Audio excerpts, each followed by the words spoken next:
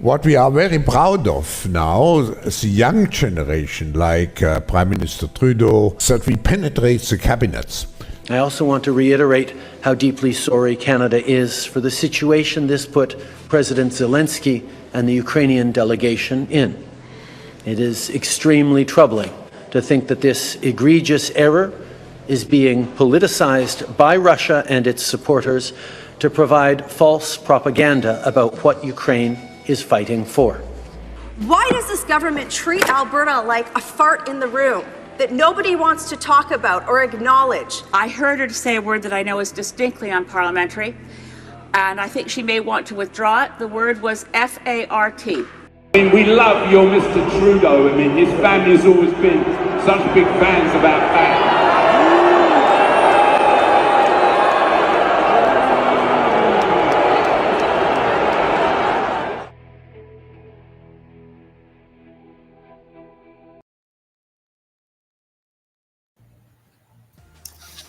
Hello, everybody.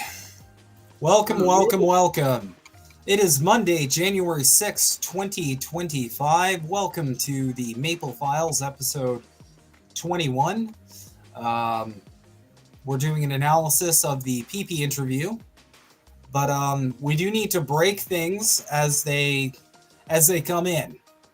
The Prime Minister of Canada, Justin Trudeau, and that last clip was fairly apt. The Prime Minister of Canada has resigned, citing internal struggles. And I'd just like to say for everybody out there, I know if you're Canadian and you're any member of the working class or any super rich person, really, you're not really looking forward to the possible reactionary surge that we're looking at most likely this year. But we can celebrate for a couple minutes that Prime Minister Trudeau's finally fucking gone.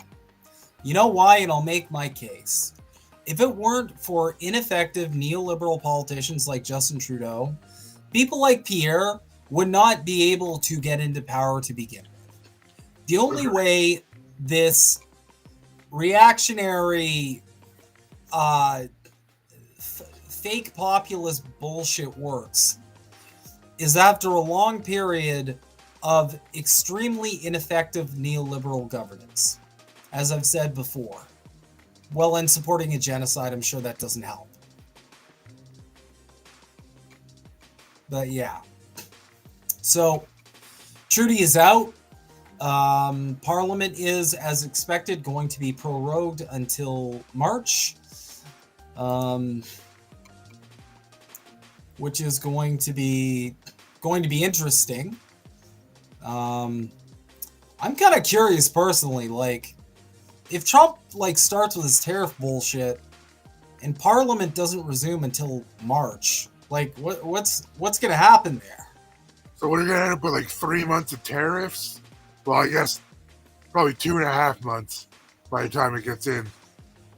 That's the problem. They're not going to come back in an emergency. We're just going to be left to screw ourselves. Pretty much, I guess. But that's how good, effective government works.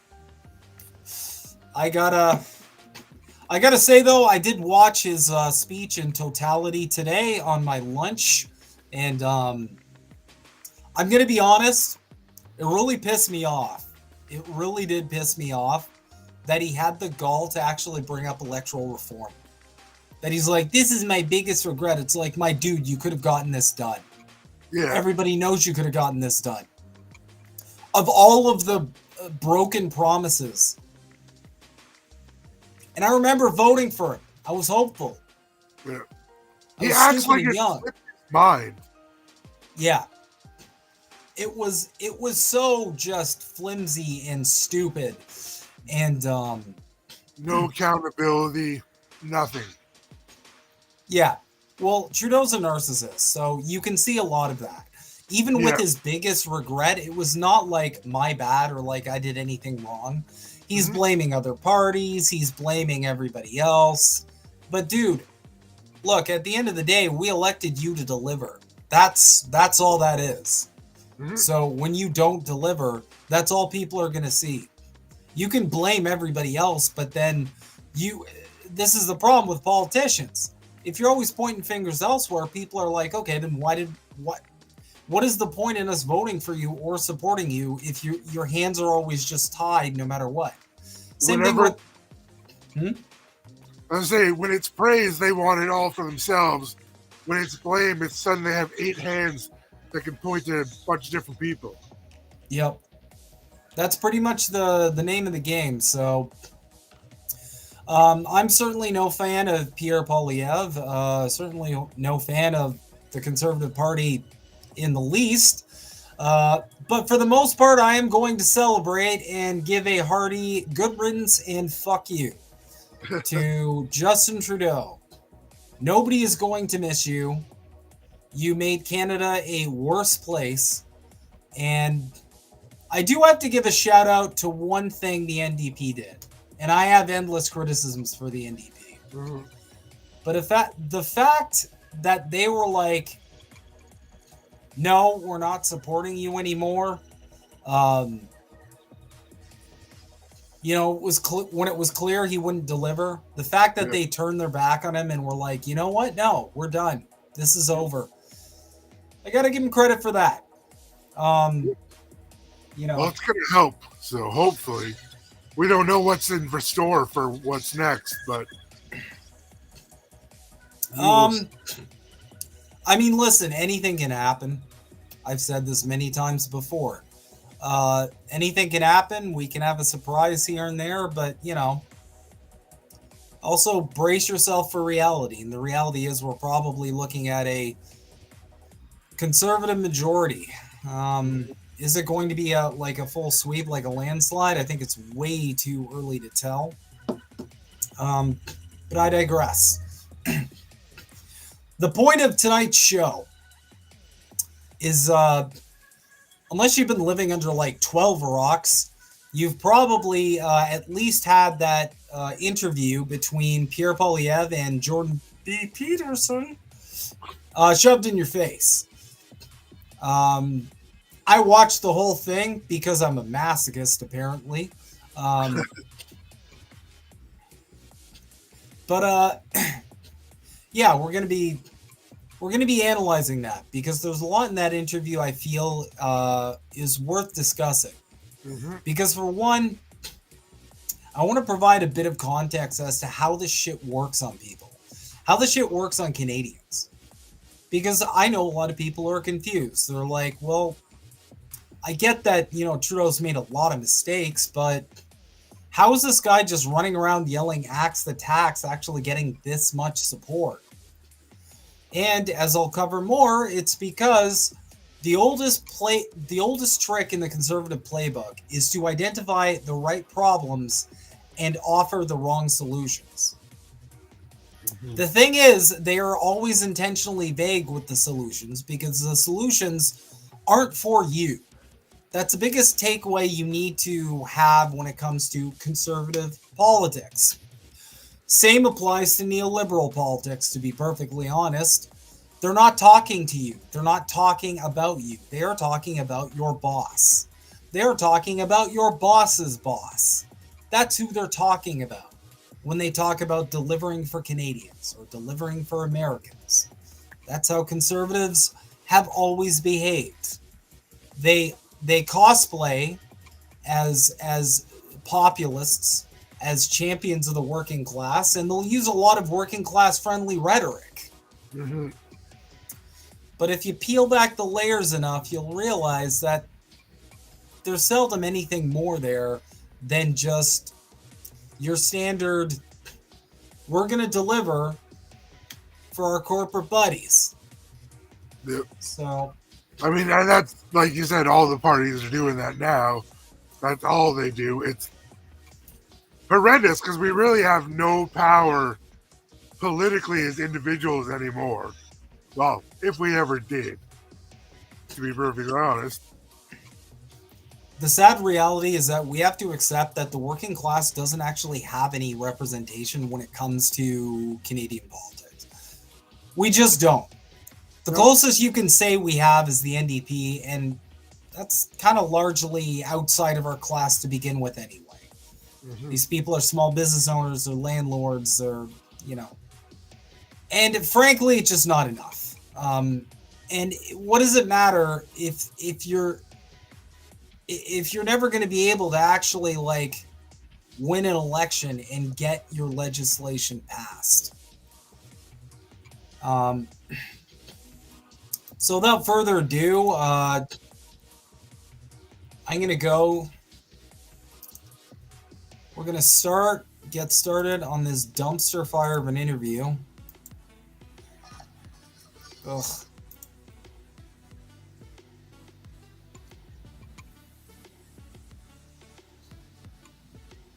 He dropped his glasses and his ties. He's cool now, man. Yeah, he's looking less MAGA Milhouse. I'm always going to call him Milhouse, though. You losing your glasses doesn't fool me. Because I remember those episodes of The Simpsons where Milhouse lost his glasses. And you know what? Your eyes are tiny as fuck, too. So I don't even care. I don't give a shit.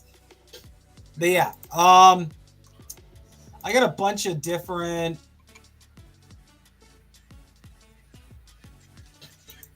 Let me ask you about the parliamentary. Bunch of different segments we're gonna check out, and then we're gonna talk about it. I'm gonna try my best, at least on my end, to kind of dissect or at least explain like why this works, because there is an explanation, not only as to why this works, but what Pierre is actually saying. Because this is an excellent case study in conservative politics, period. But without further ado, let's get started on the first section, which is preparing for Parliament as leader of the opposition, or as I call it, how to propagandize people to oblivion. Side too, because I think it'd be useful for people to know how you prepare for what you do in Parliament. It isn't obvious to me that people exactly understand the business of being in opposition, at a really practical level. Right. What do you see as your major function? I know you're there to push back against the government and to question and criticize, but it isn't obvious how you go about preparing for that, or how you decide what issues you're going to focus on, and how you distribute the responsibilities among your caucus and your broader team. So, there's a lot of discretion. You make up your mind when you wake up in the morning. You read the news. You see, I have a team that gives me a full briefing of all the published news from the mainstream media, all the news from the independent and ethnic media, all a download of the entire social media landscape, and then I respond to that by saying, well, I think these are we have roughly 25 questions we can ask, and I'll say, well, I want 10 on inflation, and 3 on violent crime, and 4 on whatever the subject happens to be in the day. And I want this committee to focus on this today, and that committee to focus on that today. And then our teams go out and we do it. And Hold on, Yeti. This is a big moment. This is a moment that you and I have finally made it. We have finally attracted trolls. Excellent. Our time has come. Our time has come. Oh, buddy, I cannot wait until Pierre Poilievre gets into power and every single dystopian thing you're fucking terrified of comes absolutely true. Because that's going to happen. Oh, baby. Digital ID, eating the bugs, living in the pod, it's all coming through this piece of shit. Don't you worry.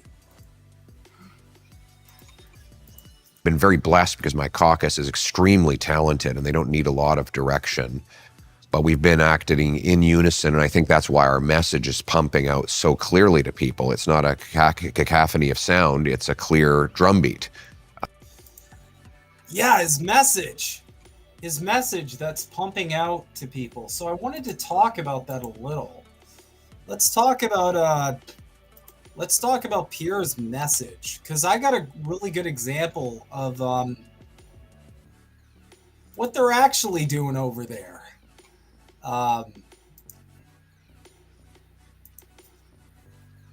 Let's just see here. This is fun. This is real fun. It seems like Northern Ontario, every person converged on Kirkland Lake to see Pierre Poilievre, and all had the exact same opinions and wrote their tweets the exact same ways too. Look at this shit. Look at this. What is that? That's like hundreds. That's crazy. This is how they get their message out. And it's the same thing with Trump. It's the exact same thing with Trump. Just troll accounts or bot They have accounts. a massive propaganda apparatus backed by massive capital and probably backed secretly to some degree by the fuckers at Davos. Because again, don't make me bring it back, but we got the receipts with PP's history with the World Economic Forum. Yeah. But look at this. This is how he gets his message out. Okay? They have an army, and we covered this earlier on. This wave of like conservative AstroTurf accounts that descend upon social media. And it's not just that. I mean, I've lost count of how many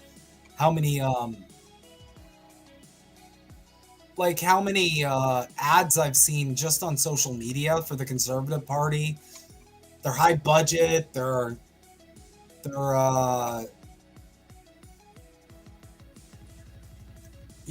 so like it's propaganda. That's basically what's going on there.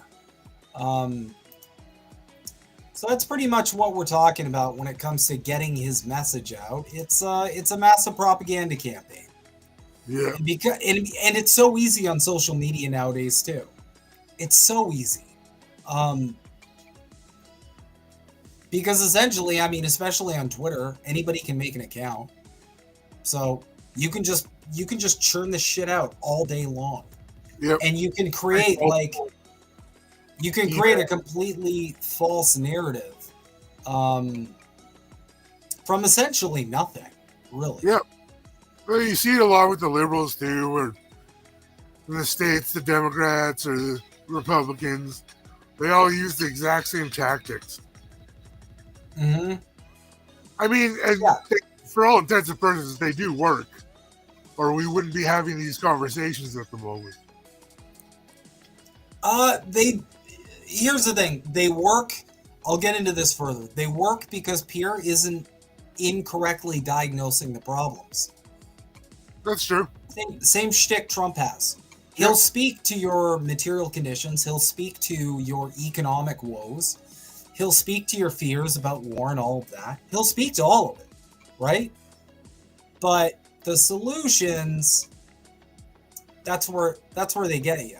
And you see this in the States too, where it's like, the whole Trump thing turned out to be like a billionaire run op where they don't actually give a fuck about any of the actual concerns that MAGA had when they, signed on.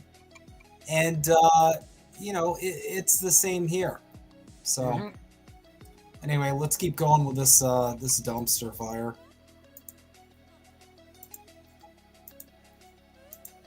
And that's why people are hearing and appreciating our message. So you feel that your party's well organized at the moment? Extremely well organized. Okay, so what's your evidence for that? Well, by every measure, by every statistical measure, we're stronger than any political party has been in, well, maybe in my lifetime, objectively speaking. Memberships, fundraising, poll numbers.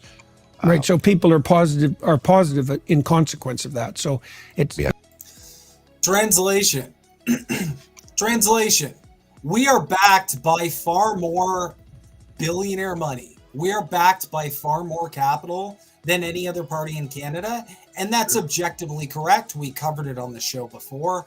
You can just go look that shit up. The Conservative Party has, it's almost like endless money compared to the Liberal Party. And don't even get me started on the NDP. They're like broke. And this stuff works, okay? If you pump enough money into a highly effective propaganda campaign that speaks to the correct issues, you're going to get people on board. You know why? Because they're hurting. Yep. I get that they're hurting. I empathize with it. That's why most elections are won by the people who spend the most money. Yeah, because you're just getting your propaganda across. That's all you're doing. Yeah. It's a lot easier to lead an organization when it's successful. That's Obviously, people are much more enthusiastic. Yes. Why do you think you're in that position? What's going on that's setting the stage for that? And I don't just mean the failures on the Trudeau side. I mean, what do you think you guys are doing right? Well, we have a clearer mission statement, and people know exactly why we're in this. Whenever someone asks me if they say, I'm thinking of running for parliament or for mayor or some other political position, what's your advice? Well, I said, well, before I get to the advice, I have a very simple question. Why do you want this job?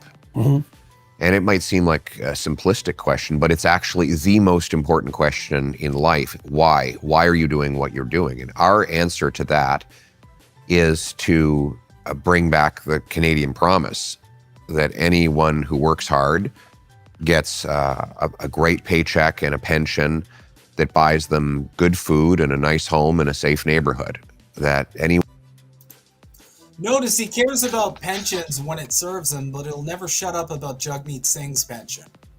So it's a bad pension when you don't like the person. It's a good pension when you're trying to hoodwink people into supporting voting against their own interests. And just to clarify, you're voting against your own interests if you vote Liberal too. Sorry. Liberals are shit. Okay, I'm a Marxist. I'm never going to support Trudeau. I think he's a piece of shit. Anyone from anywhere. I can never support Trudeau. He's just, you can tell he's like you said, narcissist. I think he's evil. Also, not for nothing. I know this isn't popular on my side of the political spectrum, but I supported the trucker convoy. I did. Because it was a massive working class movement. And yes, it was a working class movement. I know people are like, truckers aren't working class. Guess what? A shitload of working class people supported it regardless. And no, you should not, like... And even an owner-worker of a truck is still working class. He's working every day. It's not like he's making money off other people driving trucks. And that's the thing. Pierre was smart here. And this is how controlled opposition operates. He was extremely smart because he hitched himself to that movement and was like, I'm one of you. I'm supporting one of you. It was very clever of him. And we'll get into that a bit later. But essentially what we're seeing here is we're seeing a very well-organized, capital-backed, capital-backed propaganda campaign. But what we're also seeing here is a political party that is smart enough to identify and diagnose the correct issues. Regardless of where you stood, there were a lot of people I knew on the left, on the right, in the center, whatever, who had a major problem with things like mandates. Because it's like, okay, but like, what if I don't want to, what happened to my body, my choice? What if I don't want to do this medical procedure? Yeah, exactly. Everything kind of flipped from people's stances when it came to certain things all of a sudden. And it, like, especially with vaccines and like that, it was just chaos essentially for everyone. Because all of a sudden it was like, oh, if you don't do this, you're this. Or if you don't believe this, you're this. And they were essentially trying to dehumanize people. Hey, Scott, thanks for chatting in. You guys make absolutely no sense. We'll make a lot more sense if you just continue listening. Unless you're trapped in this liberal conservative red team blue team bubble, then we won't, because we don't play that game. Anyway, we're gonna move on because I really want to limit the amount of like PP talking that happens, but we're gonna move on. This is an interesting segment right here. So, okay, so now you've been these events, these 600 events that you've gone to. So let's. Sorry? One last comment on that last section. It very much was like, just trust me, bro, kind of vibes to his answer. Like, oh, we got a plan. We got a plan. We're gonna share that plan. We got a plan. Well, it always is. What's Trump's plan? No, he doesn't have any actual policies. He's just like, it's immigration, concepts of a healthcare plan. Like, it just vibes. It's just because. It is just because of valid criticism against the neoliberal order. That's all it fucking is. And they use that. And they're going to use that to usher in the same dystopia that conservatives are terrified of. Hey, Sean, thanks for coming in. Does he cry in this one? He actually doesn't cry for once. I, for one, was very surprised. I thought at some point he'd be like, oh, you know, Mr. Pierre, I just, when I think of all the poor billionaires that were hurt. He doesn't. He actually like retains some semblance of a hinged person. It's like the first, I don't know if Peterson's on some new meds or what, but he's much more collected. So that's good. We like that. We like seeing Kermit the Fraud behaving less insane. Say that's something approximating 1,000 to 1,200 since we last talked. You spent a lot of time speaking to, and I presume listening to, ordinary Canadians. I heard you make a speech in the House of Commons that went viral in the last couple of weeks, and you spoke very persuasively on behalf of working class Canadians. And so tell us what you've learned, what you've heard over the last couple of years, and how that's shaped you and changed you, let's say, as you've moved from, well, as you shifted your position up the political hierarchy and are poised, really likely to take the reins in Canada at some point in the next year. You've listened to all these people, and so what have you learned, and what has it made you convinced of, let's say? Well, first of all, there's the bad news and the good news. The bad news is that people feel like they've done absolutely everything right, and their lives are trapped. Young people say, look, okay, I went through, I got an education, I work nonstop, and I have made the calculation that there is no mathematical path for me to own a house. Mm-hmm. It's just not possible. In Toronto here, for example, if you take the average income and the average house price, it would take you 29 years to save up for a down payment. So, if you're for a down payment, not to pay it off, forget paying it off. And so if you're a young woman who's got a biological clock, obviously, well, do the math. You start off at, let's say you're 25. Well, you're going to be in your 50s before you can afford the average house. So how are you ever going to have kids? And that's about the time when people think about downsizing from their house. That's what they used to think about, downsizing. And, they usually had their house paid off back by the time they were in their early 50s. So just to show how dreadfully things have worsened, that's the picture of the youth. Then there's the kind of middle-aged people who do have kids already, and they're terrified of the dangers in the streets. I mean, our streets are just being overtaken by drugs and gangsterism, and other dangers, and they want safety again. And then you have business owners that are saying there's just no way to continue to compete in Canada. We have to look at moving, and that means the next 200 jobs we create is going to be in Ohio or Florida or some other place than Canada. That's the kind of overview that I get. Why are you talking about businesses that can pick up and leave Canada. It should be focused on small businesses. That's the first hint of who he's actually speaking to.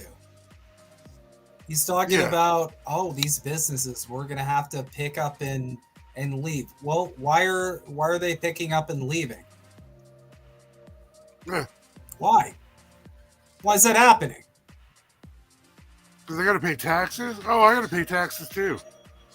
It's because they're going to go wherever they can extract the most profit, pay the least amount of taxes, and pay their workers the least. And that's a big factor as to why a lot of Canadian businesses relocate to the States. Go look at the minimum wage there. Go look at our minimum wage. Compare them. Yep. Less money to your labor force equals more profits, especially when the taxes are lower. The issue I have with conservative politics is that you should not be primarily catering to fucking business owners. That's not how this should work. You should not be.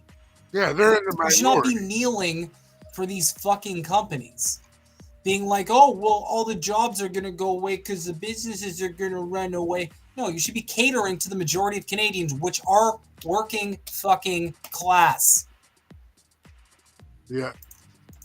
The good news, though, is that people do now have some hope. They think that things can be turned around, and they have clearly and correctly diagnosed the problem, which is entirely political. There is no physical, geographic reason why Canada should struggle to supply people with great opportunities of home ownership and family formation. In fact, we should be the richest country in the world.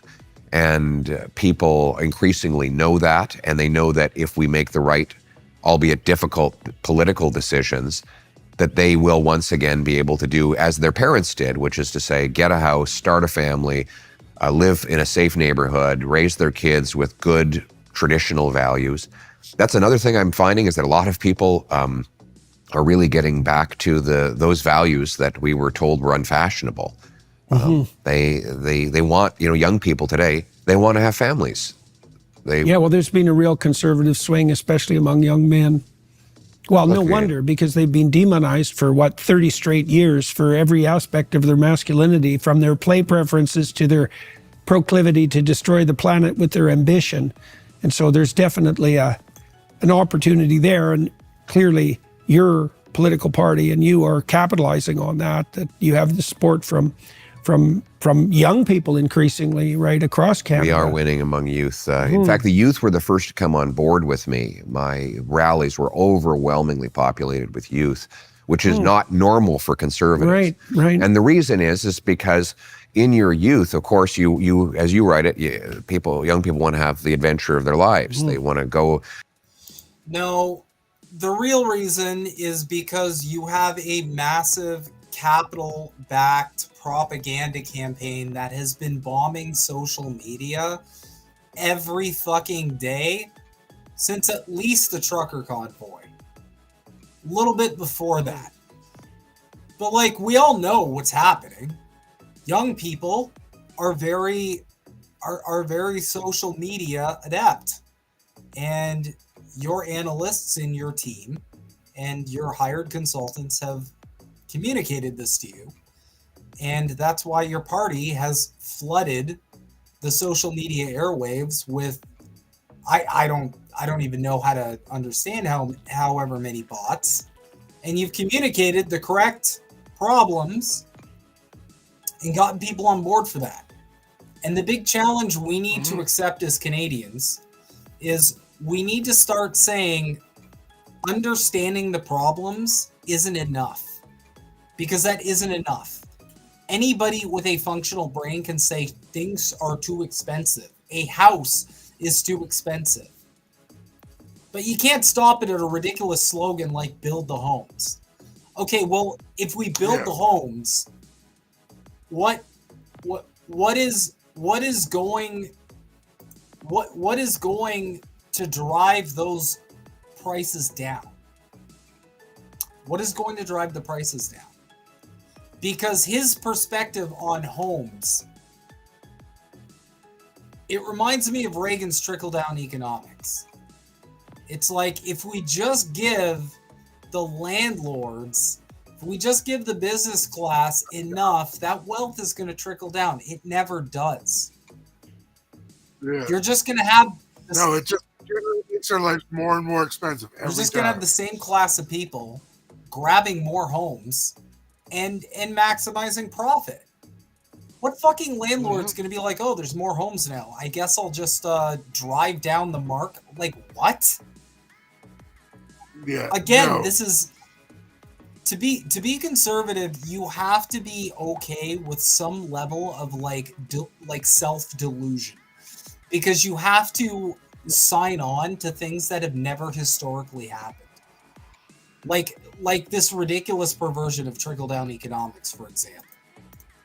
Well, I mean, you have more homes than ever. The price of houses would dramatically drop, but they don't. No, they don't. They continue. It reminds me of like when grocery chains blame inflation for hiking their prices, even though when you like drill down into it, it's very clear that they're exploiting the system. You know,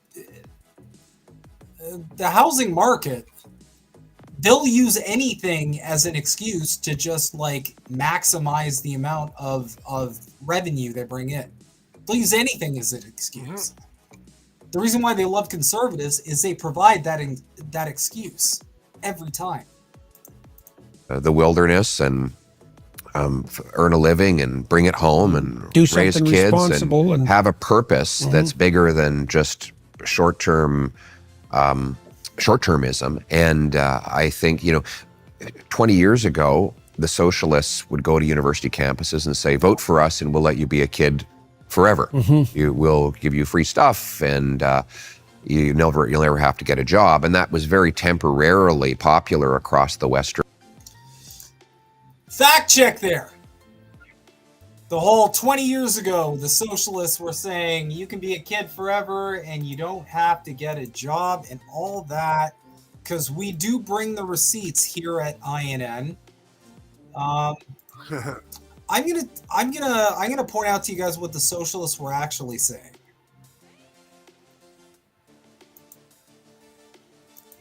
So this is from Marxist.org, and we actually have receipts. This is Socialist Voice. This is from June 2004, so pretty much 20 years ago. I'm just going to go down to...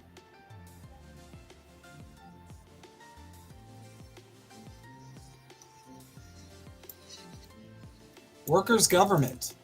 This degeneration is inevitable among parties that do not chart a course to lead the working class to power. So it's not you're not going to get a job. The most elementary task of a workers' government must be to arm the proletariat, disarm the bourgeois counter-revolutionary organization, bringing control over production, shift the main burden of taxation onto the property classes, and break the resistance of the counter-revolutionary bourgeoisie. Such a workers' government is possible only if it is born out of the struggle of the masses and it is supported by combative workers. So they're not... 20 years ago, they weren't really talking about... they weren't really talking at all about being a kid forever. And I can keep going down. Working class political action. The stakes for workers in Canada's general election. So the whole not working thing, that's a little bit of a weird angle, because I'm seeing the majority of this literature talking about workers. I'm not seeing anything even remotely speaking to this be a kid forever or not get a job. What they're essentially saying is the working class, they're saying the same thing that I say today. They're saying the same thing that I say every day. That the power should lie with the working class. Yeah. Okay? Workers. So the reason the communist parties, the socialist parties are always called the workers' parties. That is not a receipt, dude. This is absolutely a receipt. Scott, I'm going to challenge you here. Go find me a publication from 20 years ago that says anything remotely close to you're not going to have to get a job. You can be a kid forever. Go find me one publication of what Pierre Poilievre just said, just claimed about workers, the socialist parties from 20 years ago. Go find one. Okay, you can just link it right in the comments. Until you do that, I will not be responding to further comments. That is your homework assignment. Chop, chop. Thanks, champ. Okay. So, this speaks to a bigger problem. This speaks to a bigger problem, which is the reason why this kind of politics works so well. And the reason why this kind of politics works so well is they misrepresent their opposition. Okay? And anyone who thinks that what he's saying is correct, go find me anything from socialists 20 years ago. Open challenge to anyone watching this video. Go find me anything from socialists in Canada 20 years ago that say you just don't have to get a job. Where that was a selling point. You're not going to have to work. You can be a kid forever. Go find me. Because you know what? It doesn't fucking exist. How do I know that? Because I looked. I mean, I'm also in agreement with being a Toys R Us kid. With I think Sean said that.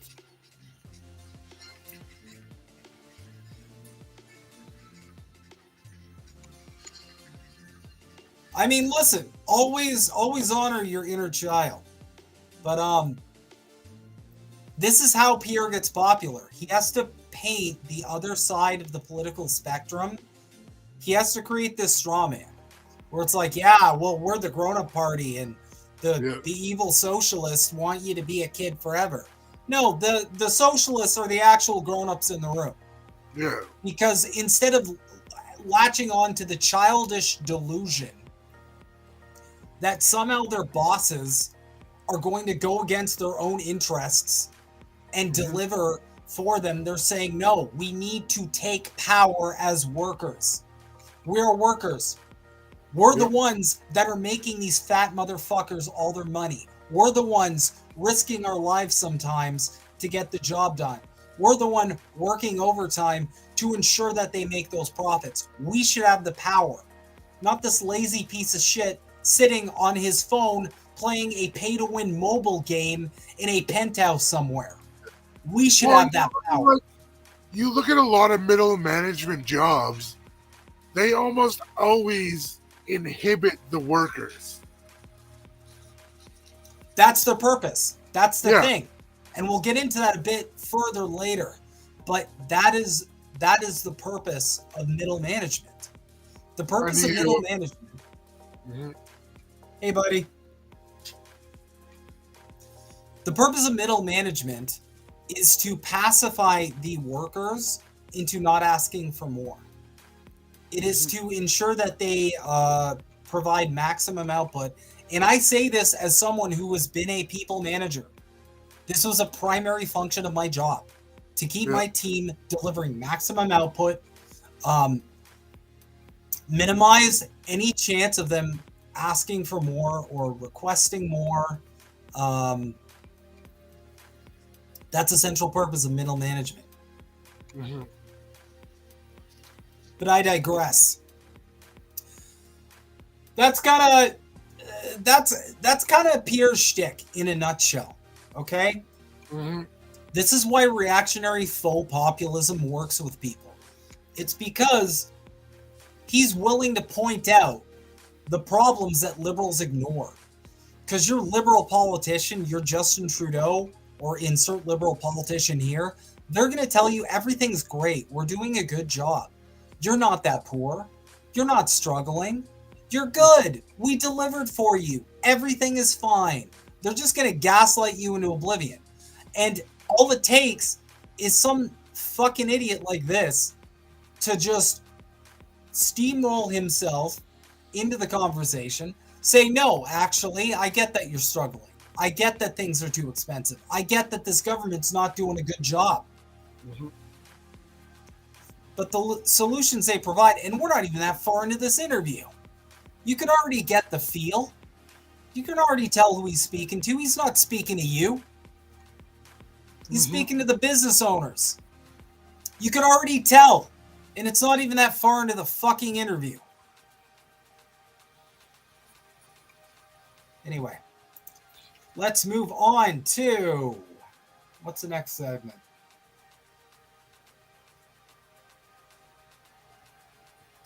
Oh, here's a good one. Right. So the unhappiness that you're seeing among young people seems to me to be a consequence of the mismatch between the opportunity they see right in front of them and their frustration at the fact that that opportunity can't be capitalized on, even if they're contributing their fair share. And they're definitely doing their part. Like, they really are. You know, it's always been a habit of older people to say, you know, oh, the youth these days. When I look at the young people today, all they do is work.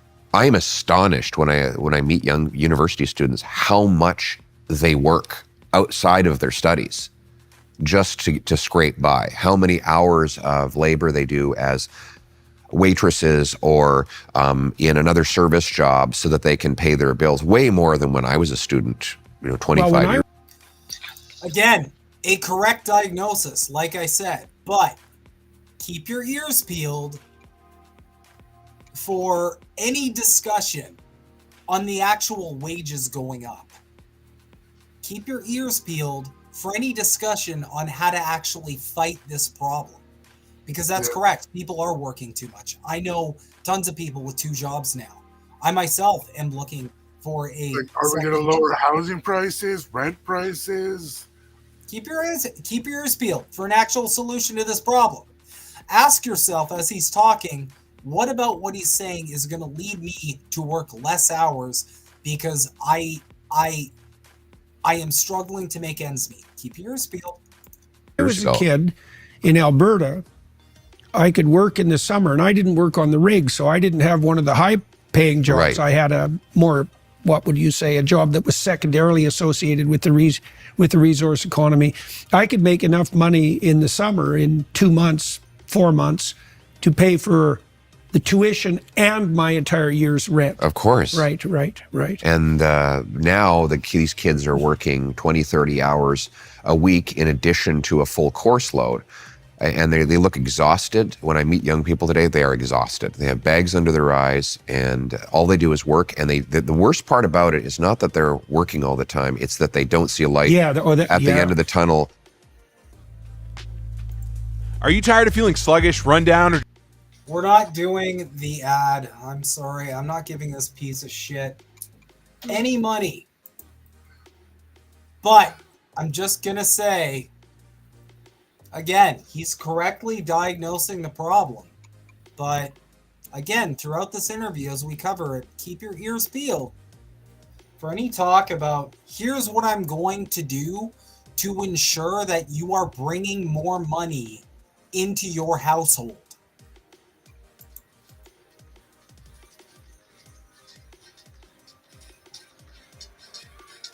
How are we going to go on to inflation? As a model in Canada is we have artificial scarcity imposed by a very heavy and restrictive state, confiscatory state.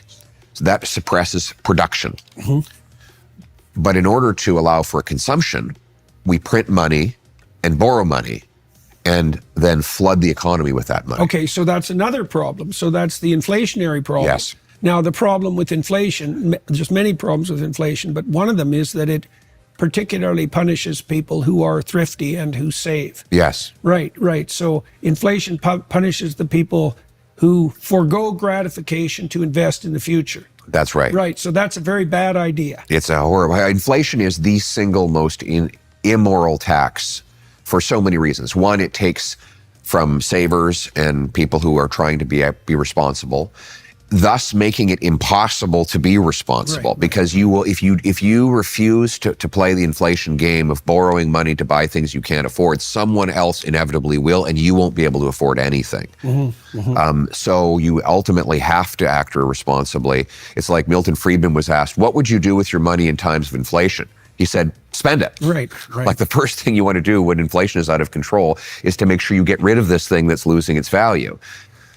The second reason it's immoral is it takes from the poor, because the poorest people they do not have the ability to buy inflation-proof assets like gold and real estate and fancy watches and art collections and fancy wines and things that go up with or even exceed inflation. So it's a very... So what is your plan to make the poor people not poor? This is what I always ask, and liberals, conservatives and liberals alike. What is your plan to make poor people not poor? Because shouldn't that be kind of something that's on the back of your mind if you're running to lead a country? Don't you want to make poor people not poor? Why are we normalizing poverty? Again, this is how you know who he's speaking to.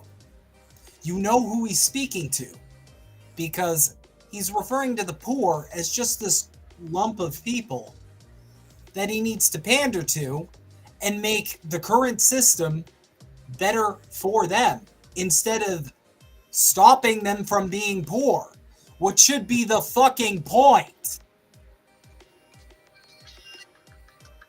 This is around the disclaimer for everybody. This is around the point of the interview that I started getting pissed off. So I might get pissed off again. I would apologize, but I never do anything wrong. Anyway. Big wealth transfer from the poor and the working class to the very... Did you catch that? He was about to use one of his slogans from the have. He was going to do the have not to the have yachts. Oh my God. This guy is a fucking robot, dude. Very, very wealthy. A very small group of people actually get richer. So the socialist policies that provide goods and services to Canadians, let's say, or denizens of other countries, by printing money, actually punish the poor brutally. Oh, absolutely. In consequence of the inflation. The classic socialist policies of money going upward to a small group of really wealthy people. And therein lies the central problem.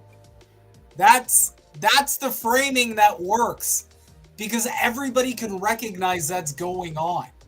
Okay, everybody can recognize that's what's happening. We know wealth inequality is a massive problem in Canada. We know it. We see it every day. We have gated fucking communities while homeless people sleep outside of the gated communities because they're going to feel safer. We know that's a thing. But these delusional idiots are going to turn around and call it socialist. Yeah. Yes, exactly, Bad Cookies. He literally just described capitalism, which is what conservatives do every single time they call something socialism. They correctly describe capitalism. Who is this tool? This is the most likely next Prime Minister of Canada. I know. Not excited about it either. I call him PP, or also MAGA Milhouse is a good one. Maple MAGA, I like that too. Yeah. That they generate. Yes, I mean, all the socialist policies in practice redistribute from the working class to the super wealthy in practice. It's so good. They're just like, it's amazing. It's just like, it's like a step process, like troubleshooting. Step 1, describe capitalism. Step 2, call it socialism. Step 3, win an election. Trump just did this. Trump just fucking did this. And he's just doing it too. Greatest hits up in the air. Oh, it's just horrible. He's describing capitalism. And Peterson's like, oh yeah, that makes sense. This is definitely not a softball interview. Can I lick your boot some more, sir? It's not easy being green. And I can prove that on again and again and again. In theory. In practice. Yeah. In practice, they all the redistribution that happens in these so-called socialist countries ultimately goes from the working class to the super wealthy. That is the reality. Fact check. I'll be the first one to say that the USSR had a lot of problems. That's because socialism is scientific. It is not a utopian thing. We'll get into that later. But the Russian Revolution that created the USSR lifted millions of people out of poverty. It also resulted in Russia going from an agrarian backwater country to a fucking superpower that destroyed the Nazis. Fact. So, and again, this isn't even like you're being propagandized. This is like, holy shit, read a history book. Sorry. Just. Well, if you look back at sorry, go ahead. No, go ahead. I was going to say, if you look back at the early part of the 50s, there's Time magazines talking about the abundance of food in the Russian supermarkets under Stalin. Mm-hmm. Yeah. It's like they can only get away with this on a group of people who literally refuse to educate themselves. And I personally have taken on the arduous task of trying to educate people on this. Because look, is socialism perfect? No. Is capitalism perfect? No. Are we ever going to reach a better tomorrow if we don't correctly identify the good and bad aspects of systems? The answer is no. You can't just be like, oh, it's failed all the time, and just ignore all of the developments that socialism is brought on. Was actually the first people in space. I mean, yep. That's winning the space race, if I'm not mistaken. He's also conveniently pretending a certain country completely doesn't exist right now that just developed flying cars. But, go off, Queen. But just one last thing on inflation. The final reason why it's so immoral is nobody votes on it. The basic principle of our parliamentary system is the government can't tax what Parliament has not voted. The people must, no taxation without representation, right? But no one ever votes to have the money printing happen. And so the inflation is adopted secretly, and you blame the grocer because groceries are more expensive, or your local gas station because gas is more, or your realtor because when in fact it was actually the government that bid up all of those things with money printing, and you didn't even know about it. Mm-hmm. So it is silent. It's a silent thief that takes from the poor and gives to the richest people, and it destroys the working class. In reality, what's happening is the capitalists are the very not silent thief that are blaming inflation, using it as a means to jack up prices and create a massive wealth transfer from the working class to the very wealthy. They don't need inflation to do this. They will blame it on any number of other factors. All they need is something to hide behind in order to milk the working class for everything they have. That's the reality. He knows this. I am convinced deep down he does know this, but he also knows that nobody supports this guy being high information. I'll put it that way. What's the next section? Oh, I like this one too. Okay, so what would you do to stop inflation? Well, we stop the money printing. We need, and the money printing is just a means to fund deficit spending. Mm-hmm. Governments borrow to define the deficit, for people. So basically, the deficit is the difference between what the government spends and what it brings in. It's usually calculated on a yearly basis. That's deficit. Right. Yeah, and the debt? Well, the debt is just the accumulation of the deficits. Right. So the deficit right now is $62 billion. And I thought it had a ceiling of 41 billion, right. Wasn't that a ceiling? Yeah. Guess not, eh? I guess not. Mm-hmm. look, there are very real present-day consequences for that. Deficits increase the money supply. Central banks effectively facilitate that increase in the money supply, and that causes inflation. And it's why our I have a buddy whose family moved here from Italy back in 1973. His father worked paving roads, and his mother made sandwiches in a senior's home. They were able to pay off their home 10 minutes from Parliament Hill in 7 years. Right. Their grandchildren wouldn't be able to save up a down payment for that home in 15 years, and they will be university educated with all the advantages of having been here 2 decades. That is the consequence of the money supply growing vastly quicker than the stuff that money buys. So what we have to do is stop growing the money supply and start growing the stuff money buys, right? Produce more energy, grow more food, build more homes. We have to unleash the free enterprise system to produce more stuff of value. And this is where we have to remove the artificial scarcity that the government is imposing on the population. Let's incentivize our municipalities to grant the fastest building permits in the world to build homes. And you have a plan for that in principle? Yes. I mean, Someone answer in the chat if you've correctly identified the economics he's describing. I'll give you a hint. It's an old one.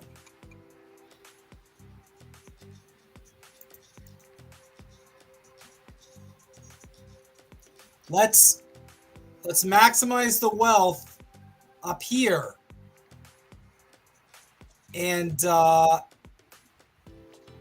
it'll, just kind of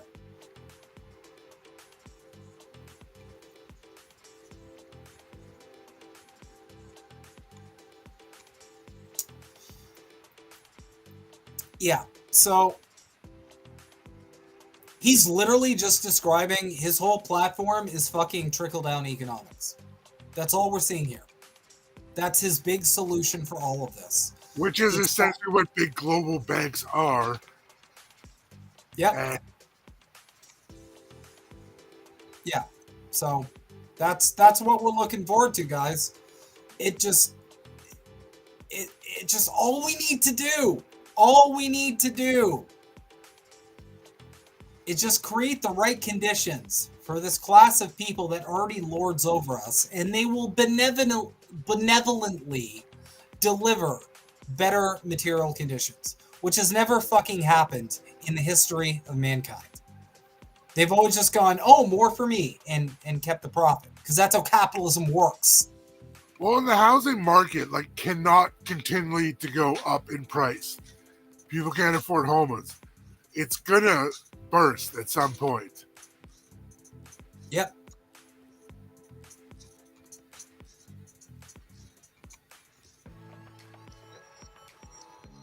Anyway, let's this is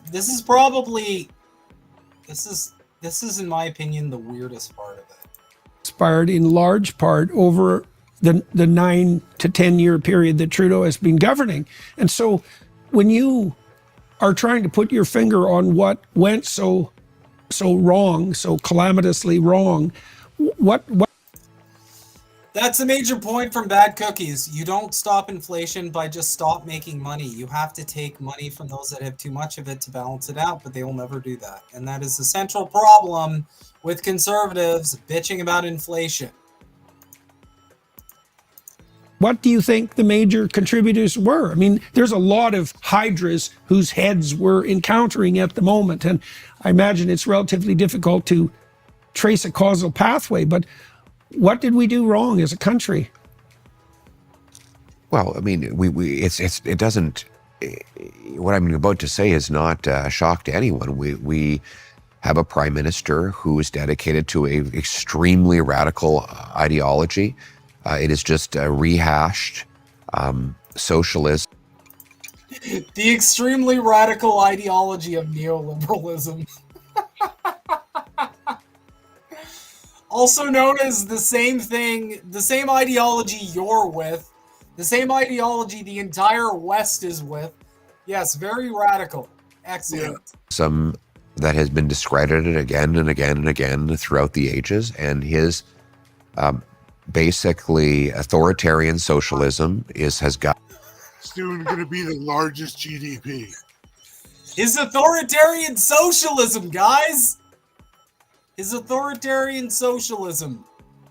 And definitely not like super. I'm sorry, but I just gotta ask. Do you know any socialists that would stand up and clap for a member of the SS? Anyone? Do you know any socialists who were like, I am a fan of fucking Nazis? Nope. Do you know any socialists that are like, you know what? I think genocide's actually kind of cool. Yeah, genocide's not bad. We gotta support this genocide. Do you know any socialists? Genocide. A good inside, if you will. Because last I checked, the socialists throughout history killed those people. But again, yes, authoritarian socialism, because words don't matter. Words don't matter, and my entire political career depends on people not reading books. Which is what this fucking is. Guided him throughout his entire prime ministership. He believes in a state that controls every aspect of your life, your money, your speech, your thought. Controls the economic, all of the industries of the country. Every time that has been tried, it is a complete disaster. So there's no mystery involved. It is the same old disastrous outcome that results from the same old disastrous policies. Right, that have demonstrated themselves as disastrous continuously throughout the 20th century. Exactly. Okay, so one of the things that I love how they say this while pretending that like China's revolution isn't the reason why they're like leaving the rest of the world in the dust right now. Yep. You can argue over China being like state capitalism, state communism, blah, blah, blah. But the party in China is led by a Marxist-Leninist. It is a communist party. Well, so, yeah. Like, this whole, like, it's never been tried thing, it's got to be stressful for conservatives because you just got to pretend like the superpower doesn't exist. Yeah. You just got to pretend that there isn't like a whole like Jetsons fucking thing going over in the East right now. Mm-hmm. That's putting us to shame. I mean, shit, have you seen the rail systems? They're insane. Like, oh, the maglev rail trains are ridiculous. They're bonkers. And in order for this narrative to work, they just have to pretend like, holy shit. Yeah, like technologically, China's vastly ahead of us. Regardless of what you think of their politicians or stuff, it's not even funny.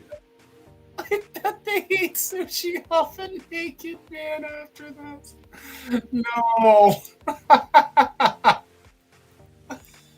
Oh, fuck me. So yeah, that's like, I'm sorry. I'll be the first one to say Trudeau's a narcissist. I'll agree. But this whole like, holy shit, he's a socialist. This is the only way conservative politics can actually survive. They need this Overton window management of like, hey, this party that voted with my party over 600 times, they're socialists. And we're actually the normal ones. Even though we're actually very similar. We're over here. I got to pretend they're over there. Yeah. Because if people ever understood how much of a uniparty, forget the States, how much of a uniparty Canada really fucking was, they'd be out in the streets. The second we start getting that into people's heads is the second we start organizing, and that's not what the wealthy owners, the real owners of this country want. Mm-hmm. We're going to move on to... Well, most people have no clue that in 2024, the best way to make money with Amazon is not with... Let's first of all shed a brief tear for Jagmeet Singh, because the problem he has is that he's trying to be an NDP leader and we already have an NDP prime minister. I mean, Justin Trudeau is he's actually much more radical than the traditional NDP. As the NDP themselves admit, the previous leaders of the NDP. Yes, he attacked the NDP Trudeau attacked the NDP for being too conservative. Yep. But because he had the comfortable blanket of the Liberal Party, which governed for most of the last century, people didn't realize what kind of radical they were dealing with. Yeah. The second problem Jagmeet Singh has... This is just completely fucking unhinged. I don't even know what to say. He's trying to sell the Liberal Party as like further left than the NDP, which is just patently false. Yeah. The only reason, let me remind everybody, that the NDP even entered into any kind of coalition with the Liberals at all was because they saw an opportunity to get some of their policies passed that the Liberals didn't want to pass. Mm-hmm. Dental's a perfect example. They kept saying no. That's just a fact. So the fact that you can push this whole, like, the Liberals are further left than the NDP, like, I mean... I challenge people. Just go to the Liberal Party's website, go to the NDP's website, figure it out for yourself. It's very easy to determine very quickly which of these parties is further left than the other. Spoiler alert, it's not the fucking Liberals. Yeah. I say this as someone to the far left of the NDP. Mm-hmm. But again, if we don't correctly... like, center ourselves in reality, we're never going to arrive at a better system. Ever. We have to be on point with where we actually exist. And this is how Pierre Poilievre gets away with the shit he does. It's because he can reframe reality and live in this fiction that he's creating. It's like, regardless of ideology, we need to start having honest conversations. Right? With not euphemisms and everything else thrown in. I mean, and that's the thing. This kind of politics doesn't work if you're like, okay, well, you know, past socialist revolutions had some problems. Mm-hmm. It only works if it's like, it's completely failed. This is a black and white thing. This fails. And you know, like, we have to go with my thing because that's always worked out. Don't completely ignore the Harper government that drove the economy off a cliff. Let's just, like, we have to pretend that this all failed. And it's like, well, we're already not being honest. So if we can't agree on what reality is, we're never going to find an actual fucking solution to the problem. But this dipshit knows this. Is that all of his political ideology is implemented now. So, and we're seeing it. Like, people look around and say, okay, this is what it looks like. The utopia the NDP has been spinning in the corner of Parliament. They told us everything was going to be free and wonderful and just, and there would be racial equity. There would be, you know, there would be unicorns and butterflies and rainbows, and this would be the utopia. Well, now that this is a very common conservative trope when it comes to socialism of any kind, and it is one that has been debunked so many fucking times that my brain is going to leak out of my goddamn ears. But I want anybody who hasn't read this, because you're gonna, if you talk to anyone who's conservative or even liberal, they're gonna talk about utopianism and socialism. Mm-hmm. Okay? I want you to go read this. It's available at Marxist.org.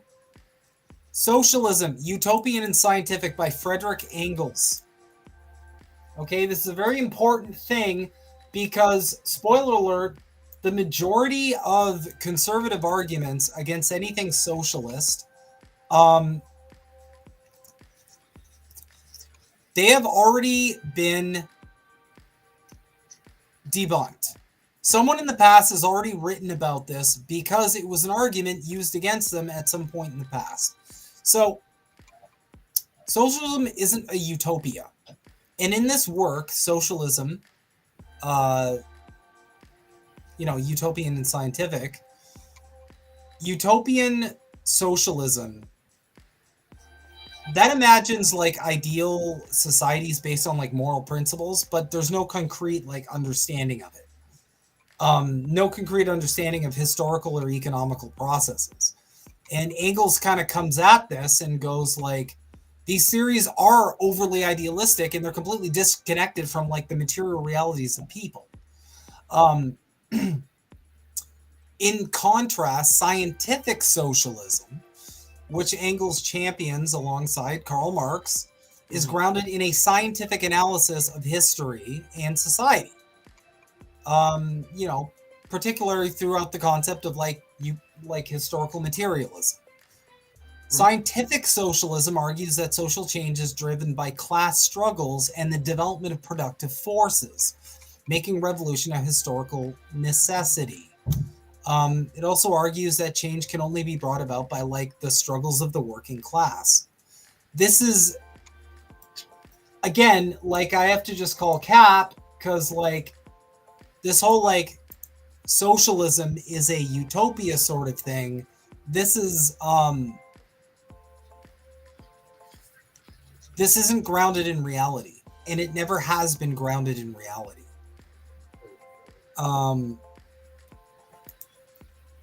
So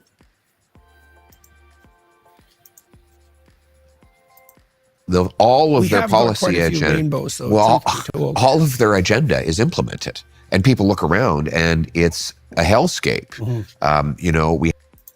This part's funny too, because PP is talking about like all of their agendas implemented, referring to the NDP. When the NDP literally broke its coalition with the Liberals because they wouldn't implement enough of their agenda. And like they've said that. Yeah. The NDP's literally said that. They've been like, nope, you're too in the bag for business, you're too pro-corporate. You're not delivering for Canadians, and so we're ripping this up. Fuck you, we're done. Yeah. And he's just saying, like, credit for at least doing that, right? You got to give him credit for at least doing that too. I do. I have, like I've said before, I have endless criticisms of the NDP as a party. I think they need new leadership. I think they need a lot of other new shit as well. But like this fantasy that like the Liberals have delivered everything the NDP's wanted, go to the ND. Very simple to do this, guys. I'm begging you to do this. Go to the NDP's website. Go look at all of their policies. Go look at everything they want to do. Ask yourself how much of that is happening right now. The answer is the majority of it is fucking not. So this whole like, yeah, their whole thing is already here. It's fantasy. It's just nothing but fucking propaganda. Hey Natalie, thanks for joining us. Any speculation on who will replace Justin Castro? We're going over the interview right now. This is Pierre Poilievre. Much like what the States is going through, he is a fake far-right populist. I use that in quotes.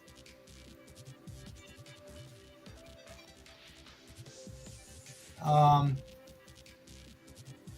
I'll move on because this part is really interesting. On the horizon in the upcoming year, I want to talk about two things. What you think is going to unfold? Well, even in January, I mean, once Parliament reconvenes, and what you expect from Trudeau in terms of his political action, then what you expect as the Liberal Party tries to reformulate itself. Like, I can't imagine a scenario not really, where Trudeau leads the Liberals into the next election. That seems to me highly improbable. It wouldn't surprise me if he has to be removed kicking and screaming, so to speak. But I'd like to hear your thoughts on what are Canadians to expect in the upcoming months. So Parliament's back in late January. Just to address Troy, my dude, they're all WEF lackeys. We've provided the receipts on this show. All of these fuckers are in the tank for Davos. All of these fuckers have the end goal of you living in a pod, eating the bugs, owning nothing. And as Elon Musk just talked about on his X platform, you got to be happy. You got to be happy about it. Yeah. They're all... There's no voting out of this. I need to stress that. Okay? Canadians need to understand what controlled opposition is. Because what you're looking at on screen right now is controlled opposition. He was part of the Stephen Harper government. Go type into Google WEF Stephen Harper. There you go. They're all part of this agenda. All of them. So, what you're seeing is a lot of kabuki theater. But the only way out of this hell is direct action and organizing.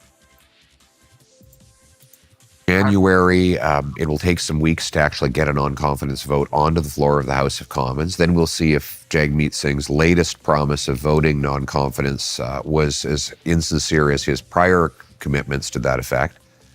When does his pension kick in? In February. So he's now, basically, he said yesterday that he would put forward a non-confidence motion at the... I'd just like to make a bit of a disclaimer here. Every conservative in Canada is talking about Jagmeet Singh's pension. Pierre Poilievre's pension is like 3 times as big. So, I don't know why this is working on people. That it's like Jagmeet Singh only cares about his pension. Meh. It's kind of promoting like the idea that he's only like self-serving, but it's like, okay, well, if he were just self-serving, why wouldn't he just run as a conservative? Well, That's I think a way better way to get that bag. For a lot of people, I think they just like the team aspect of it. So they'll just willingly go with whatever they want to be told. Or whatever they want to believe, to be honest. Yeah, like I don't get how this even works when it's like, well, the guy who's talking about this guy getting his pension is going to have a way bigger pension. Mm-hmm. The earliest opportunity. Well, that's likely to be March, which is... Oh, that's convenient. Okay, right so that after. problem's off. So really, That's right. so March is the earliest, as far as you can see, that election could be called. Singh will not vote non-confidence before he gets his pension, or at least he will not vote non-confidence in a way that sees the election happen before his pension kicks in. So we won't have an election before very late winter, early spring. Then there's the possibility that the Trudeau resigns and then goes to the Governor General and says we need to shut down Parliament, while the Liberal Party then chooses a new replacement, a Trudeau 2.0. Mm-hmm. And so there would be a leadership race. God knows how long that would drag on for. You think approximately in March, no earlier than March, as far as you can foresee? Yeah, probably. And during which time we'd continue to flounder and twist in the wind. And by the way, the Liberal media is all saying, well, surely you wouldn't want to trigger an election during a Liberal leadership race. Excuse me, the Canadian people are not obliged, 41 million people are not obliged to wait around while this party sorts out its shit. Mm-hmm. These guys could have got rid of Trudeau a year and a half ago. They knew he was a disaster then. And now they say, well, we're low in the polls, so we have to get rid of him. Now, you didn't care when he was just depriving single mothers of food for their kids, or doubling housing costs, or unleashing crime in... So, you guys may have noticed that there's this real sense of urgency. And there's 2 parts to this. Because he keeps talking about, like, we need an election right now. And if you look at it, like, he's always like, have an election now, have an election now. Excuse me. And you can look online. All of the conservatives are like, why aren't we having an election now? We need an election now. So there's two parts of this. Number one, without getting into detail, I think they're a little nervous that something damning might come out about Pierre Poilievre before an election actually happens and he can shoehorn his way into power. That's one thing. Something foreign. I'll leave it at that. But number two, this is a sales tactic.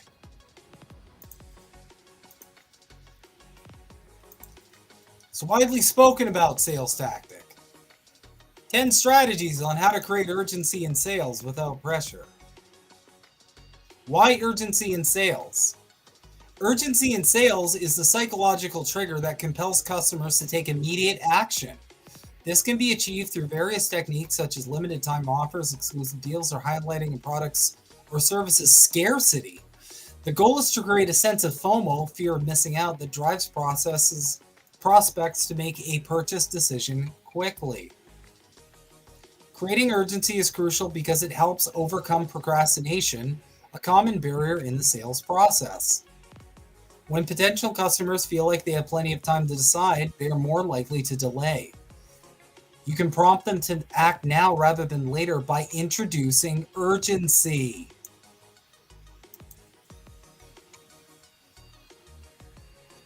He's using a sales tactic. That's what this is. It's to get everybody in the tank and on board as soon as humanly possible before they have too much time to think about it, or something damning comes down and they start to realize that this dude might not be the package that he's selling himself as. Oh. I like that. I'm in the middle of building a home for my wife and I in some land in Nova Scotia we purchased. We're going to be building a farm homestead and renewable energies and all that kind of fun stuff. So I built this from the ground up. I cleared the land, cleared the level, put the level post up, built the frame, built the walls. My wife has helped during when she's not working. Had some help from some neighbors I've met. But yeah, I'm just in the building. It's a 12 by 16 cabin. And that window in the back is a 100-year-old window that my friend Lyle got. And then he gave to me. So this is the roof.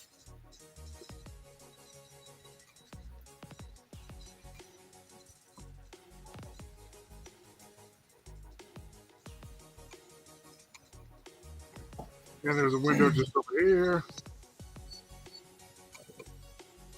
Thank you very much, guys. Yeah, he's mastered the Minecraft IRL. Yep. Yeah, no, look.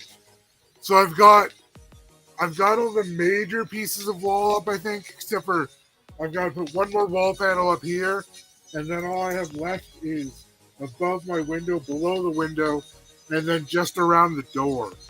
And then the walls will be all covered up. So I was going to leave the walls open for a bit, but we adopted a little furry friend named Avocado. And so he's just getting used to the place. Speaking of furry friends, both of my cats spent 8 hours harassing me while I was trying to work today. That was fun.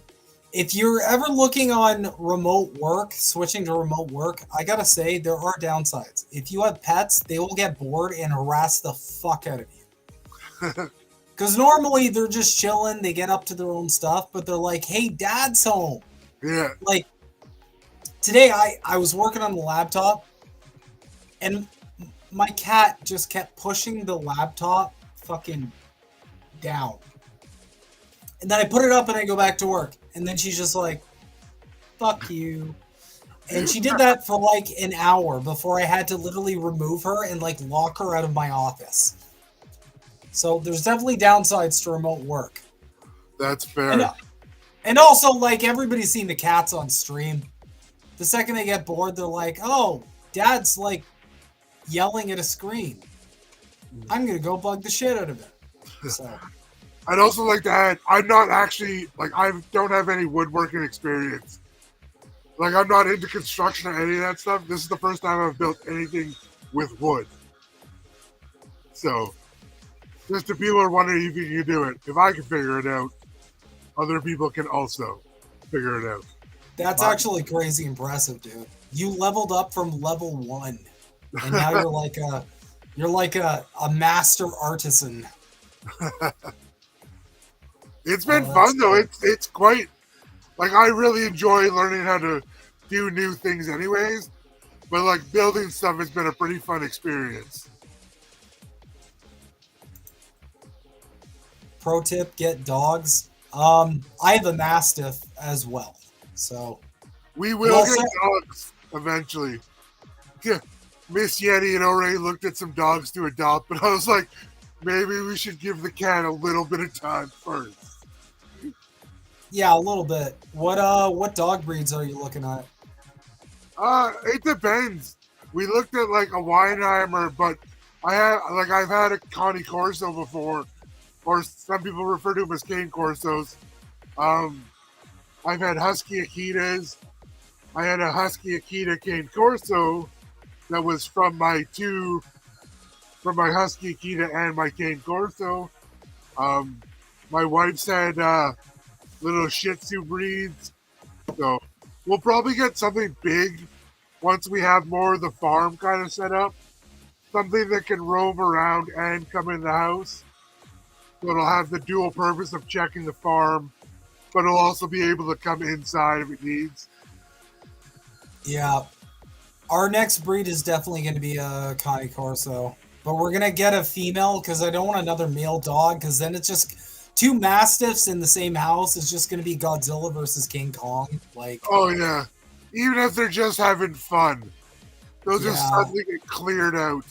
No, they'll just wreck everything. Like, they'll start playing.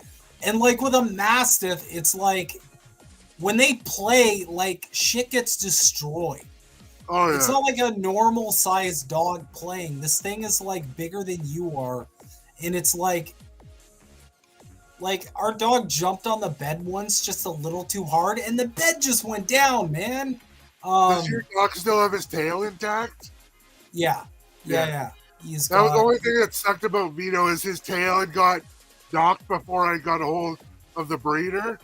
Yeah. But also slightly not a bad thing because that thing could have broke bones. Dude, my dog's got his tail intact, and that thing's a whip. It's a literal whip. Like, it's knocked my glasses off. It's like, it's smacked the cat across the room. Like, it's fucking, that tail is absolutely bonkers. Oh, they're dangerous. Mm-hmm. Actually, this is the first time Avocado has been out from under the bed. We only picked him up like the other day. And so this is the first time he's came out and interacted with me.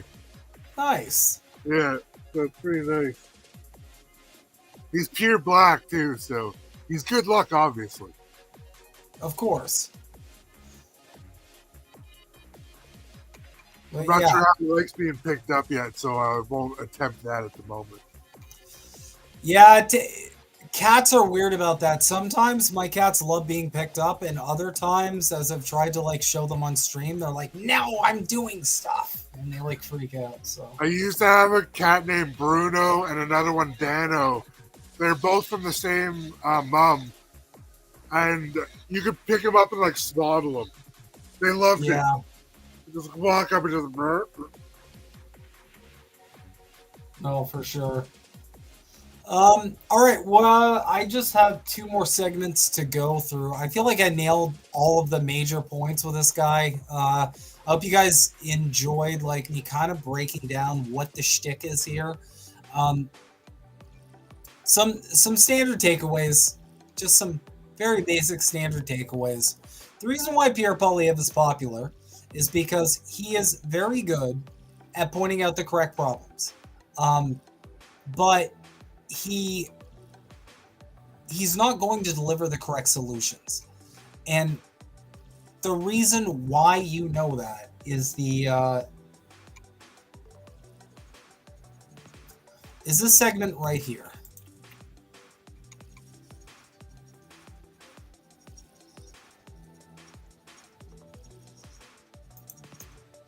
Watch this before drinking plant-based milks. Oat milk latte. Protein and oats at almost 6. All right, so we started the conversation with a description of the manner in which the intergenerational compact that makes up the nation had started to become violated or frayed, right? You said that young people in particular, you talked about middle-aged people and business people as well, but you said young people felt that even if they did act responsibly, and even if they did undertake the adventure of their life, the entrepreneurial adventure of their life, that the probability that they would be successful, even in the centrist middle-class manner that Canadians had become accustomed to, that had become an unlikely outcome.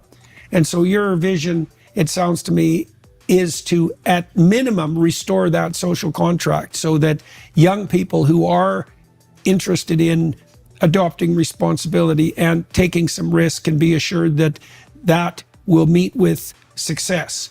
And you think that you have the team that's in place that can make that possible. Yeah. So let's close with this. How are you a different person than you were 2.5 years ago? I mean, I would say I'm tougher. What does that mean? Tougher? Well, it's like you watch a boxing match and you see these guys get hit again and again and again. You say, how is it that you can take a punch? The average person takes a punch like that on the street, they'd collapse. Well, once you've taken a punch, you know how to take a punch. And when you run for leader of the oldest and biggest political party in the country, and you're trying to challenge the vested interests, then you're going to take a lot of punches. And I've withstood those punches. And as a result, I feel stronger now than I did when I started. Okay. I don't feel I have beaten down. I feel emboldened and strengthened from that, running through that gauntlet. Right. So that hasn't demoralized you? Not at all, no. In fact, to the contrary, I feel more invigorated than ever before. Why? Because I think, because I have a mission. There, I think was it Frankel that said, "He who has a why can withstand any what." Anyhow, yeah. And I have a why. I know why I'm doing this, and I want to get this done for the country, and I want to leave behind the opportunity for every other Canadian, the chance I had as a kid. And I know it's personal for me. I don't come from a privileged or wealthy background. I was adopted by school teachers, grew up in a normal suburban neighborhood. We didn't always have money, but I was able to get here. Mm-hmm. And my wife's the same story. She came here with nothing, and she's had a great life. Her family's had a great life. I love that about this country. And the idea that I could restore that as my life's work for other people, to me, that is exhilarating. That excites me. If that could be the only thing I do with my career, that would be an incredibly rewarding outcome. Right. All right. Well, thank you, sir. It's very good to talk to you. Hopefully it won't be 2.5 years before. So again, when he talks about taking risks, what risk does the working class take? This is the biggest indicator. It's through the verbiage that these people use. This is the biggest indicator of who they're actually fucking speaking to. Because the standard capitalist propaganda is the capitalists take risk. That's who he's speaking to. He's not speaking to you, the worker. He's not speaking to people who actually work with their hands to keep this country moving forward. company to, I suppose. Well, a handful of mining companies to be exact. But he's not speaking to you because you're not the one apparently taking the risk, even though you risk every day of your life working under capitalism. These are on the line constantly. Yeah, these are subtle indicators that he's not speaking to your class. But for most people, it either doesn't sink in or they have that temporarily embarrassed millionaire thing where it's like, oh, I know I'm just working a working class job now, but one day I'm really going to make it. Yeah. The Canadian promise that he talks about, which I guess is just like the American the American dream, and they just kind of rebranded it. Which is the first time I've ever heard anyone say that. So yeah, he just made it up because his whole shtick is like, I'm gonna coast off the Trump thing, and that's that.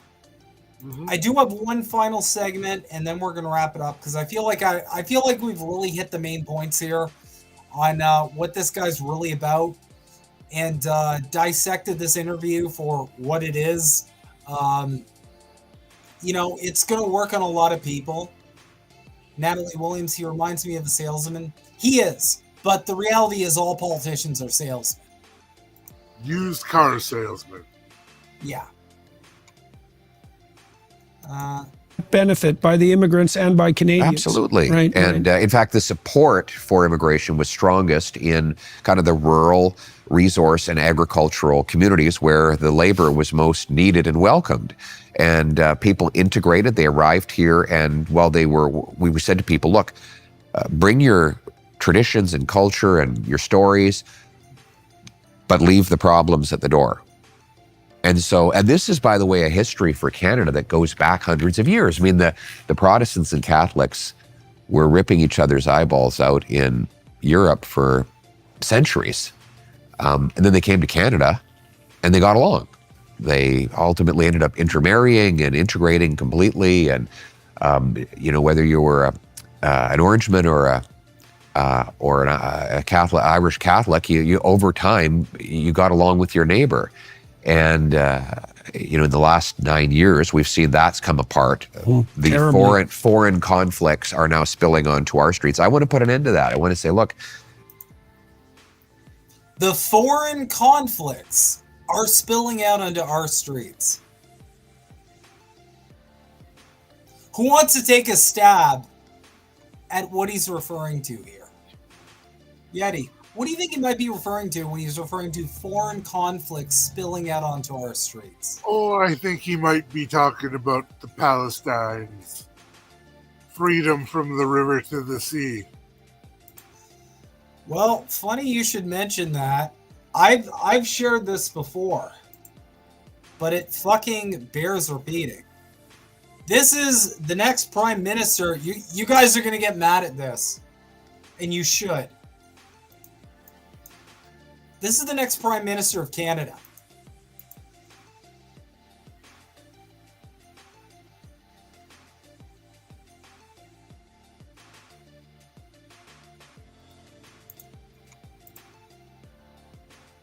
Yeah. And, I got a good one. I got a good one for everybody. Just to let you know what this verbiage actually fucking means.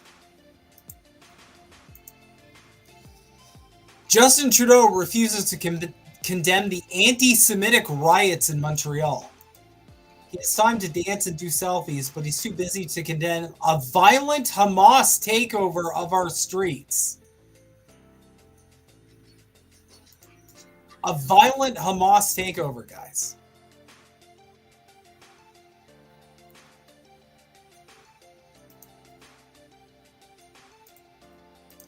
Like, no nuance in the conversations anymore. That's the next Prime Minister of Canada. He's presenting himself to basically to the Israel lobby, really. That's all it is. That's who he's talking to in that video. No one complains about their interference in our politics, though. That's my favorite part. Nobody's like, hey, speaking of foreign interference, hey, can we talk about like Israel and the fact that they're bragging about interfering in our politics? Or let's talk about foreign interference. Sorry, why is a foreign guy talking about penetrating our cabinets and nobody's batting an eye to that? Talking about foreign interference, it's always like China's taking over. And I'm sitting here like, bitch, I wish. I want some flying cars. Have you seen traffic in Toronto? Have you ever been on the fucking Gardiner? The Gardiner is an hour and a half off your life every time you go down that shit. Give me some flying cars. Give me some high-speed rail. Give me some home ownership. There's no traffic lights on my island. There's a couple stop signs. That's it. Oh, that's the dream. Anyway, everybody, that's our show for tonight. I had to set fire to this fucking interview because all I've seen is this interview and a million like conservative AstroTurf accounts being like, oh my God, Pierre Poilievre really tells it like it is here. And like, I'm like, all right, fuck it. I'm watching the interview and I'm like, no. I gotta call this out. So that's the likely next Prime Minister of Canada. I'd like to urge people not to be fooled. Because as we've proven here in the Maple Files, there is a history, despite what he says, of his involvement with the World Economic Forum. There's a history of Stephen Harper's involvement with the World Economic Forum. Regardless of what party's in power, as you're seeing with Trump, and with Elon's social credit score thing going on, with Twitter, with the digital ID stuff, all the other stuff, regardless of what party's in power, they're pushing us towards a technocratic, feudalist future. That's a big takeaway here. And it doesn't matter who you vote for. The only way we're getting out of this is through organizing and direct action. We have to be the ones to change our future. No superhero is going to fly in and save us. We have to do the fucking heavy lifting. Yep. So, to people who are despairing about Poilievre taking office, again, like, you're going to get just kind of pretty much the same. That's a problem. It's not an assurance. It's a problem. You're just going to get more neoliberalism with different frills. I don't think he's even going to take away the carbon tax. In fact, I would be willing to bet that he's not going to do that. Don't forget, these conservatives talk real big, and then when they're in office, suddenly everything gets really hard. Oh my God. All these other people are just preventing me from doing all the things I promised. They're exactly like liberals. Yeah. All of these parties, the changing of the guard, the bad Trudeau's out, and now Pierre's in, or like, oh, Biden's out, hooray, Trump's in, we're saved. That's all to just uphold the status quo. That's the only point of that. It's to prevent you from going out into the streets. PP's probably just going to do what PP wants, but PP's probably just going to keep what's going on now going. Because the ruling class, the real owners of the world, the moneyed interests, the bourgeoisie, all they want to do is to ensure that you and I never organize to a level that presents a threat to them and actually take power back for ourselves. That's the main purpose. That is the central function. So don't ever get too alarmed, because it can't get much worse than this. But what they're going to do is they're just going to ensure status quo resumes. Mm-hmm. In the term of Pierre Poilievre, I'd like to remind everybody it wasn't an accident that this guy showed up out of nowhere. The second that trucker convoy was popping off. Because that trucker convoy presented an actual threat to the established order. Regardless of whether or not you agree with it. I will always point to that as a successful organizing action. And any single person who dares call themselves a agent of the proletariat should look to that, regardless of whether or not you agree with it. Maybe you're a huge vaccine mandate enjoyer. God bless. But if we had a trucker convoy, but for material conditions, if instead of protesting vaccine mandates, we had a trucker convoy for actually getting real wins done for the working class, shit, we might not be having this conversation right now. The dream. So that's what I'll leave everybody with. Thank you guys so much for hanging out with us. So corny. Fuck yeah, it's corny. That's how I roll, baby. But thank you guys so much for hanging out with us tonight. Please be sure to follow the Maple Files on YouTube if you haven't. Just in case, INN gets nuked one day and you don't know where to find us, we'll be there. And thanks, Troy. Appreciate it, buddy. Thank you very much, guys. And any final words, Yeti? No, I think it was a really good show today, and like we've been talking about, you got to keep organizing, learn to grow food, learn to do little things that can help you. There's not going to be any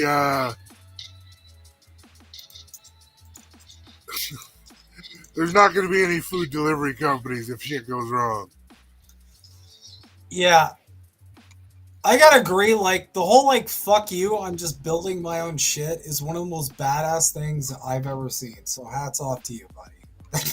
I'm just gonna go do Minecraft. Fuck you guys. See you guys. I'm going home.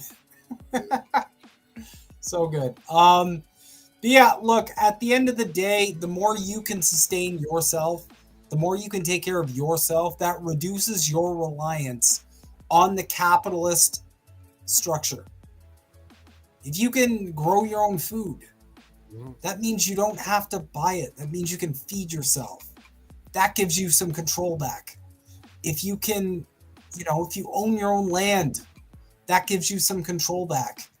If you're completely sustainable and off grid, that gives you some control back. That gives the ruling class less ability to take power away from you. Mm-hmm. And that's important. So I'm hoping in future we can get way more into that aspect of it too. Because I think we should all reduce our reliance on this system, especially if, shit hits the fan. But anyway, thanks so much. That's all for tonight, but question everything and have a beautiful rest and rest of your week. I will be back Thursday for Snow Himbo streams. Mm-hmm. Probably screaming into the abyss about a bunch of shit. We'll have Miss Witchy Perfect, and if I recall, Bad Cookies wanted to get on too. So Bad Cookies, if you can DM me so we can set that up, that'd be baller as well. But anyway, thanks so much, guys, and have a good night. Oh, and just in closing, how do I phrase this? Trudeau resigning marks the end of the poo-poo genre, the poo-poo regime. But now we are entering the pee-pee regime. So we were going from poo